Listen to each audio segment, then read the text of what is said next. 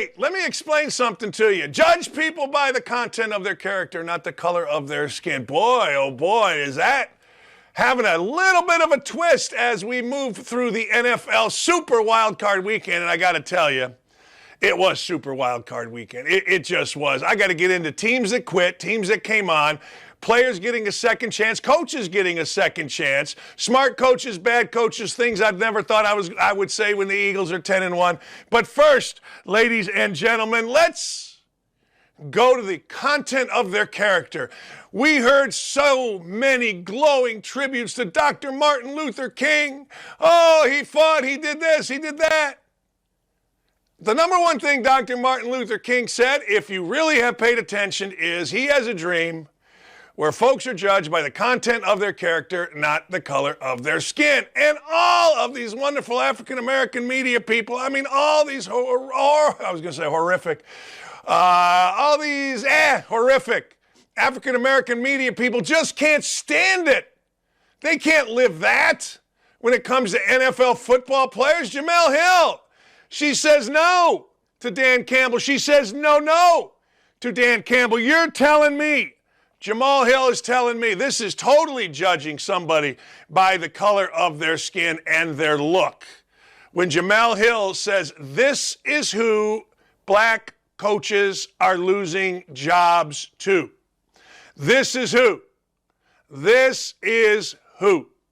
Black coaches are losing opportunities to. Well, I'm going to tell you something. You know that I give you NFL insight like really no other, because I talk to actual working NFL people that know I would never rat them out, that trust me. And I thought the same thing about Dan Campbell. I'm like, who's this meathead? Oh, no, because Dan Campbell, before they hired Frank Reich, interviewed for the job here in Indianapolis. And I thought, oh man, meathead dude. But what do we do here? You know what we do here? We judge by the content of their character, not the color of their skin. So when he went and got the Detroit Lions job after the Colts, in another foolish Chris Ballard move, decided to take Frank Reich, Dan Campbell getting another job made me go to the beard. And when I go to the beard, there's some serious thinking. Like, I'm at the beard and my head is sweating. You can see it. Well, because there's thinking. The flames inside have turned on. It's like when you flip that switch with the lighter. Whew. Well, now I do this. Well, guess what? It made me think like this guy must be a football guy. So I called two guys that I respect in NFL front offices. I said, what's up with this guy, Dan Campbell? Unbelievable guy. Yeah, what does that mean? Unbelievable guy. Like one of those smarter than you think because of how he looks guys. One of those prepared guys. You think that he's a muscle, I'm going to bite your kneecap kind of guy. No. Like, you don't have to look like Mike McDaniel to be seen as a nerdy football deep in the woods guy. McDaniel has to be that guy. This guy, Dan Campbell, has to be the anti what Dan Campbell looks like guy. Follow me here for a second. Dan Campbell looks like your high school line coach if he would shave his head and get a flat top.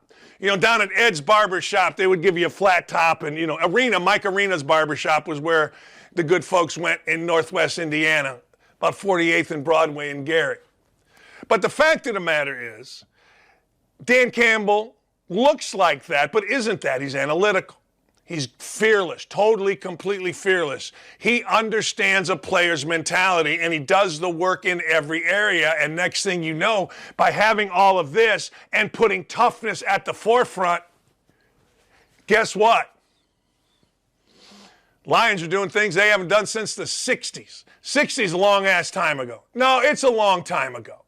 And what makes it even better is you have an appreciative fan base. So, Jemele Hill says this is the man that black coaches are losing opportunities to. The answer is yeah. So, of course, our Bobby Barack and others reached out to Jemele Hill, and, of course, Jemele Hill gave them nothing. Squadoosh, zip, zilch, nothing. Now, that's smart, because what's she going to say? Well, you know, guys, you know I'm a flaming racist. You know that the only way I have relevance, if I do have relevance, is because, well, you know, I got to fan the flames of racism. Well, she tried. And then people give her the opportunity. See, if you were a white dude and you said that about Dan Campbell, and Dan Campbell was black, these are the kind of goofs that white coaches are losing out opportunities to. The world would implode. Whitey would get with his LGBTQ friend. They would be drafting a letter. He would get with their African-American buddy at the bar. What do? It would be chaos. But no, this thing here, she just goes about her life. Because let me explain this to you. She don't have to apologize. She don't have to answer. Throw it out there, become Al Sharpton, become somebody that doesn't pay your taxes, become a complete fraud, but the money rolls in because Whitey's scared to death. This Whitey ain't scared to death. It's a BS comment by a BS person who has no value in sport other than to check a box on an application. Now, I'll give her that. Black, female, I guess she's married. If she'd thrown a lesbian in there, Lisa Sultan, she'd have been unbelievable.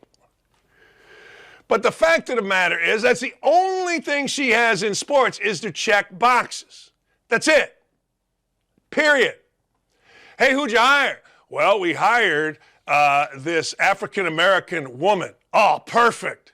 I mean, I'm not telling you anything you don't know. I have an agent. I go, hey, Maury. Yeah, my agent's actually named Maury. He's in New York. He's a great dude. Like, hey, Maury, who do you get the most calls for? Hey, he goes, Dan, if you have a niece-nephew, mostly a niece, that's a lesbian, Asian, or black woman, I'll get her hired tomorrow. This is a fact. This is what the world is. So we understand it, but we're not allowed to say it, but I ain't afraid to say it. That's the only thing Jemele Hill, only thing she does. Let's say she gets hired by OutKick tomorrow. She checks a box. African-American woman, boom. Now, can we make her a lesbian too? I mean, does she ever want to be a transgender? I mean, if we could do that, because she holds no value in sports. None, zip, zero. And you know she's gutless. Look, if you can't make a stupid comment like that, see what has happened in Detroit, where she and most of the others are trying to be down from now, yo. If you can't make that, see what you did and say, look, I screwed that up, I apologize. But see, here is where people like Jemele Hill are smarter than you and me. They know you never apologize. Ever. Never, ever, ever, ever, ever. No. Why? Because it's weakness. It's not you being a good dude. There's no being a good dude when you apologize. It's weakness. It opens a crevasse for people to jump in. Don't apologize. Hell no. No. No, no, no, no, no.